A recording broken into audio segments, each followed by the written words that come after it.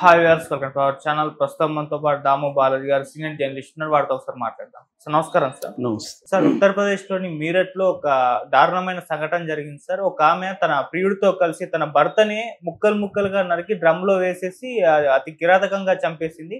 ఇప్పుడు ఇది దేశవ్యాప్తం కూడా వైరల్ అవుతుంది. మరి ఈ ఘటనలో అసలు ఏం జరిగింది, ఎందుకు వీళ్ళు వాళ్ళ భార్య అతన్ని చంపేసింది, మరి దీనికి సంబంధించి ఎటువంటి ఇన్ఫర్మేషన్ ఉంది సార్? మీరేం చెప్తారు దీనికి సంబంధించి? ఇది ఒక షాకింగ్ సంఘటన అని చెప్పొచ్చు. అంటే అతి హీనమైన అతి ఘోరమైన క్రైమ్లలో ఇదొకటి. రెండోది ఒక మహిళ చేసిన క్రైమ్ కాబట్టి కూడా విపరీతంగా ఫోకస్ అయింది. మామూలుగా మనం చాలామంది అబ్బాయిలు వాళ్ళ లవర్స్ని కావచ్చు, భార్యని కావచ్చు ముక్కలుగా నరకడాన్ని చూస్తున్నాము.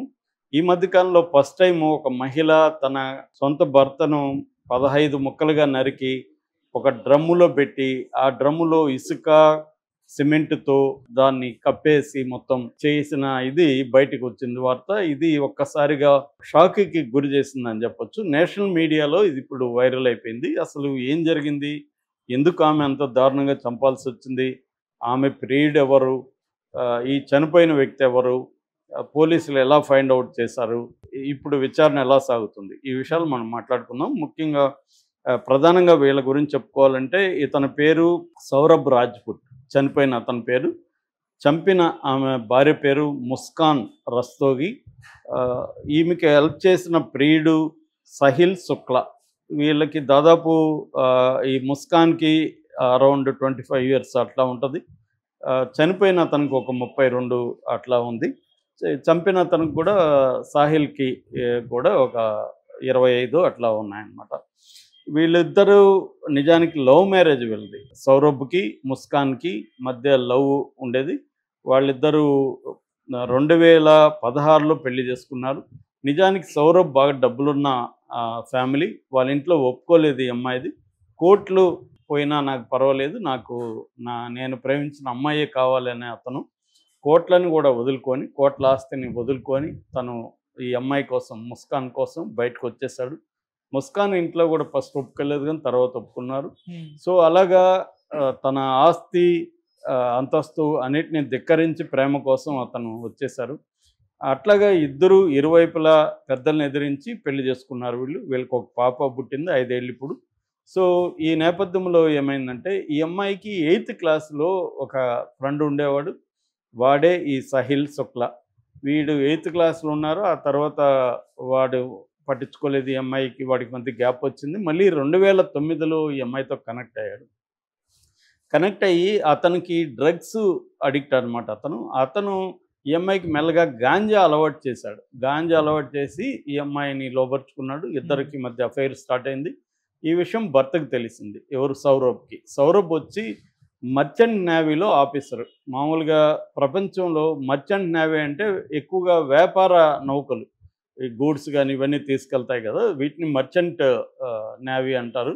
ఈ మర్చెంట్ నేవీలో, లేకపోతే మర్చెంట్ మెరైన్ అంటారు, ఈ మర్చెంట్ నేవీలో ఇతను మంచి ఆఫీసర్గా ఉన్నాడు. ఎందుకంటే ప్రపంచంలోనే మర్చెంట్ నేవీలో ఆఫీసర్లను ఎక్కువగా సప్లై చేసే దేశం ఇండియానే అనమాట. దాదాపు 13% టోటల్ వరల్డ్ ఆఫీసర్లు ఇండియా నుంచే ఉంటారనమాట. ఇతను కూడా అలాగా మర్చెంట్ నేవీ ఆఫీసర్గా ఉంటున్నాడు.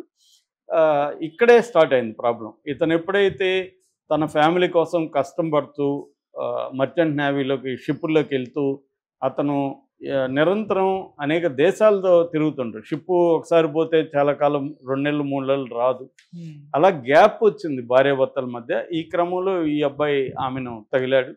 ఎవరు? సాహిల్ శుక్లా. సో వీళ్ళిద్దరి మధ్య మంచిగా అఫేర్ నడుస్తుంది. రెండోది ఆమె కూడా డ్రగ్ అడిక్ట్ అయిపోయింది.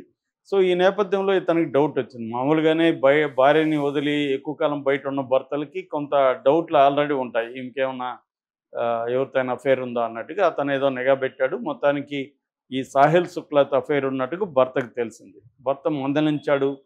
మన ఇద్దరం, నువ్వు నన్ను ప్రేమించుకున్నాం మన ఇద్దరం, నువ్వు నన్ను ప్రేమించి మీ ఇంట్లో వాళ్ళని ఎదిరించావు, నేను కోట్ల ఆస్తిని వదులుకొని వచ్చాను. సో నేను ఒకవేళ ఎప్పుడైనా గ్యాప్ వస్తే నువ్వు కొంత ఇది ఉండాలి తప్ప నువ్వు ఇట్లా అఫేర్లు పెట్టుకుంటే ఎలాగని మందలించాడు. గొడవలు వచ్చాయి. అయితే ఇతను పాప కోసం, భార్య అంటే ప్రేమ ఉంది, పాప అంటే ఇంకా మనం విడిపోతే పాప సఫర్ అవుతుంది అని చెప్పి అతనికి తెలిసినా కూడా ఉంటున్నాడు. కాకపోతే అప్పుడప్పుడు ఈ ఇష్యూ మీద ఇద్దరికి గొడవలు అవుతున్నాయి. ఈ నేపథ్యంలో ఏమైందంటే గత నవంబర్లోనే ఇతన్ని చంపేద్దామని వీళ్ళిద్దరు ముస్కాన్ అండ్ ఈ సాహిల్ ప్లాన్ చేసుకున్నారు. అంటే వీడిని అడ్డు తొలగిస్తే మన లైన్ క్లియర్ అయిపోతుంది, హ్యాపీగా బహిరంగంగా మనం జీవించవచ్చు అనేది వీళ్ళ ప్లాన్. సో ఎందుకంటే ఇతనేమో విడాకులకు ఒప్పుకోవట్లేదు సౌరభ్ భర్త, కాబట్టి అతన్ని చంపేస్తే మన ఇద్దరం ప్రశాంతంగా ఉండొచ్చు అనేది వీళ్ళు డిసైడ్ అయ్యారు. అయితే వాళ్ళకి నవంబర్లో కుదరలేదు. ఇతను లండన్ వెళ్ళిపోయాడు మధ్యలో. లండన్ వెళ్ళిపోయి మొన్న ఫిబ్రవరి 25కి ఈమె ముస్కాన్ బర్త్డే ఉంది, ఫిబ్రవరి 28న పాప బర్త్డే ఉంది. ఈ 2 బర్త్డేలని జరుపుకోవడం కోసం అతను లండన్ నుంచి వచ్చాడు. సో లండన్ నుంచి వచ్చి ఇక్కడే ఉంటున్నాడు. సో వీళ్ళు ఏం చేశారంటే మార్చి 4వ తేదీ ఈ బర్త్డేలు 28 అయిపోయింది, ఇంకా 4 రోజులు, 4వ తేదీ ముహూర్తం పెట్టారు. వీళ్ళు ఏం చేశారంటే పాపని ఒక గదిలో పడుకోబెట్టి ఈమె అతనికి మత్తు మందు కలిపి ఫుడ్ పెట్టింది. దాంతో మత్తులోకి వెళ్ళిపోయాడు. దాంతో ఆమె ఫోన్ చేసింది సాహిల్కి. సాహిల్ ఒక కత్తి కొన్నాడు ఆల్రెడీ, అంటే కోళ్ళని నరికే కత్తి. మాకు ఒక చికెన్ షాప్ ఉంది, కోళ్ళని నరికే కత్తి కావాలని తను ఎక్కడో వాళ్ళతో మాట్లాడుకొని కత్తి కొనుక్కొచ్చాడు. ఆ కత్తితో ఫస్ట్ చెస్ట్లో పొడిచారు. దాని తర్వాత ఇతను చనిపోకపోతే మళ్ళీ ఇబ్బంది అవుతుందని గొంతు కూడా కోసేశారు. కోసిన తర్వాత 15 పీసెస్గా నరికేశారు మొత్తం. సో నరికేసిన తర్వాత వీళ్ళిద్దరూ వెళ్ళి ఒక డ్రమ్ము కొన్నారు, ప్లాస్టిక్ డ్రమ్ము కొన్నారు.